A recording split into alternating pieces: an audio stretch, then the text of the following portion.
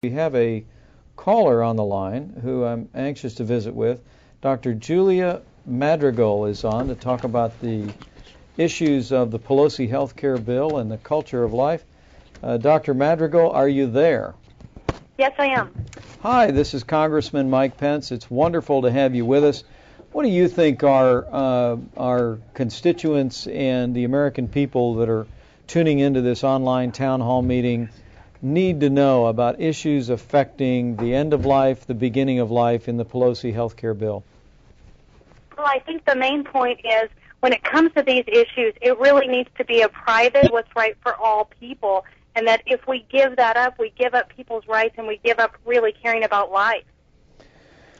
Doctor, well, that's particularly eloquently said, and we were talking a little bit earlier. I don't know if you had a chance to watch online, but we're talking about that time that the president said at a public forum on ABC News that you might have to tell an elderly person that they can't have that procedure. I think his phrase was, "You're just going to have to take a pill."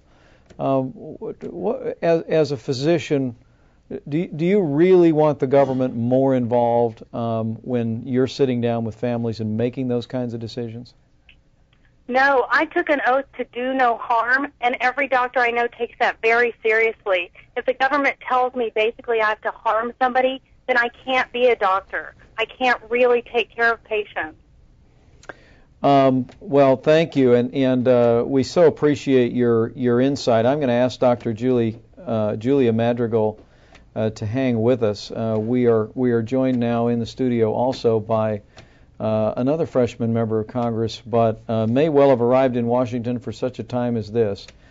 Congressman John Fleming is with us from Louisiana. Yes. And is also a medical doctor of how many years? Over 30 years practicing family physician.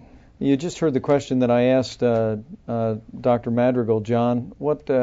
Not as a congressman, not as a legislator, but as a physician who cherishes the sanctity of life at the beginning and the end of life, what most troubles you about the Pelosi health care bill? Well, as a physician and someone who has dealt with patients one-on-one for so many years, to me there's nothing more important than the doctor-patient relationship. It's a sacred relationship.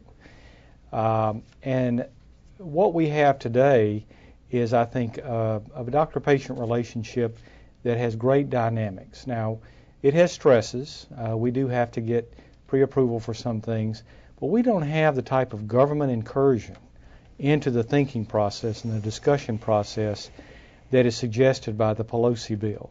And in fact, you can see in there, and you just alluded to this, the fact that we're going to be beholding as practitioners to boards that will have to stratify the resources according to certain criteria such as age, sex, level of health, many things, and that is not something that we physicians are accustomed to doing. Let me bring Dr. Madrigal back in.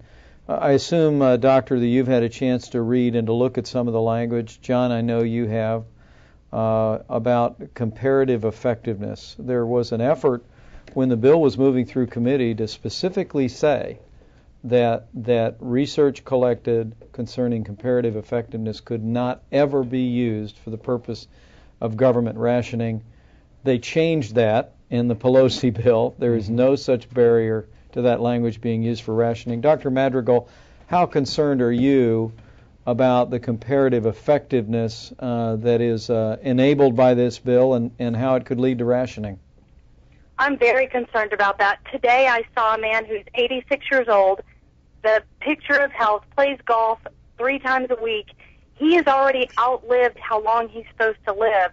With this new bill, they will have to restrict somebody like him. His dad lived to be 102. This guy's very productive, but do you think a bill that rations health care is going to let an 86-year-old get all the preventative care he needs when he should already be dead? Yeah, it's the right question.